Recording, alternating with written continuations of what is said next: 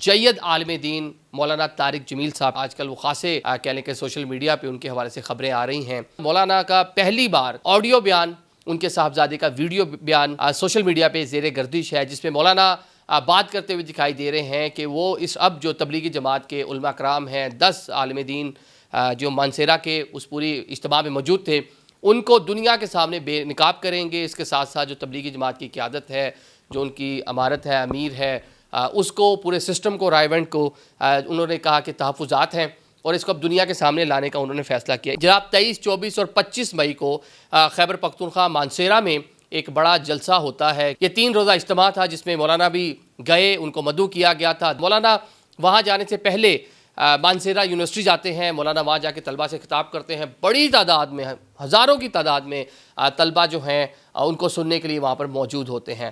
پھر مولانا کا جناب جی 3 دن کا انہوں نے وہاں رکنا تھا، لیکن دوسرے ہی روز جب ان کے خطاب کا ٹائم آیا، مولانا وہاں پر پہنچے، اندر جاتے ہیں، اناؤنسمنٹ ہوتی ہے کہ مولانا طارق جمیل صاحب آ چکے ہیں، اب سے کچھ دیر بعد آپ کو خطاب کریں گے۔ لیکن پھر ایک دم سے جناب جو شورا ہے وہاں پہ، جو لوگ وہاں پہ بیٹھے ہوتے ہیں، جو 10 لوگوں کے نام مولانا خود بھی لے رہے ہیں، ان کی آڈیو آپ سن سکتے ہیں، مولانا نے جناب بتاتے ہیں کہ ان کی جانب سے فیصلہ کیا گیا کہ مولانا کو خطاب نہیں کرنے دیا جائے گا، کہ مولانا یہاں پر خطاب نہیں کر پائیں گے، ان کو اجازت نہیں ہوگی۔